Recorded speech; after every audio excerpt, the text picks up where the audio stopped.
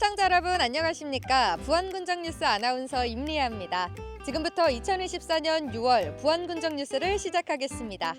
어느덧 7월이 성큼 다가왔는데요. 6월 19일 부안군의 기온은 무려 35.5도까지 오르며 기상원 관측 이래 6월 최고 기온을 경신했다고 합니다. 여름이 되면은 뜨거운 날씨 피해서 물놀이하러 해수욕장 많이들 찾으시잖아요. 부안 해수욕장들도 7월 5일 개장을 앞두고 이용객들을 맞이하기 위한 준비로 지금 한창이라고 합니다. 제가 지금 나와 있는 이곳은 변산 해수욕장입니다. 지금부터 저와 함께 가보실까요?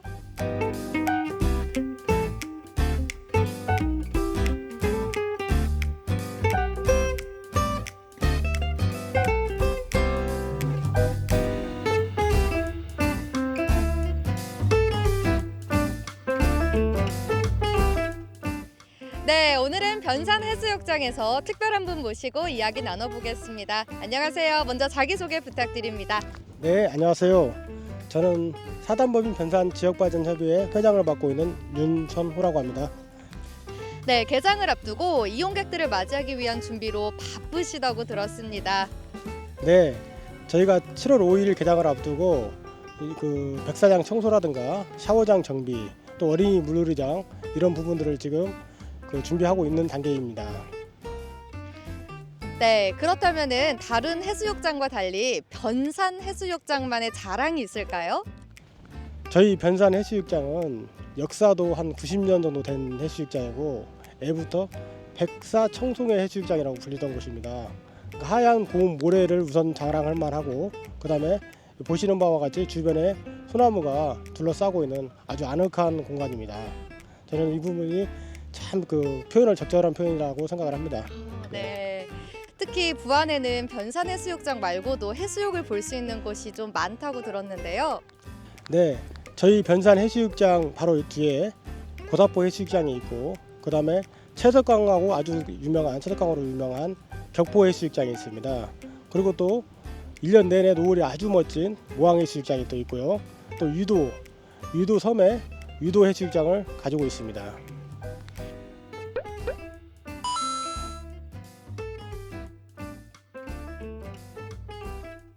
네, 그럼 이제 끝으로 변산 해수욕장을 방문할 예정인 이용객분들에게 한마디 부탁드립니다.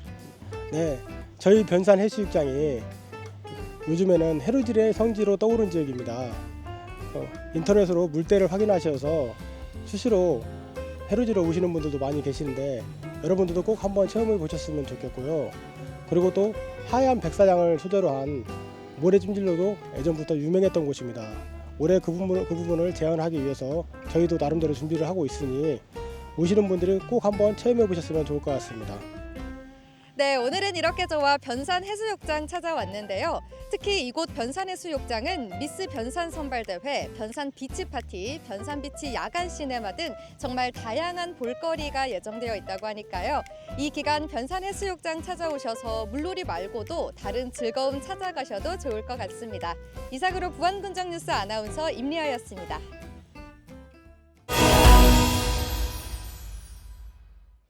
부안 신재생에너지단지에서 국내 첫 상업용 수전해 기반 수소 생산 기지가 착공식을 갖고 첫 삽을 떴습니다.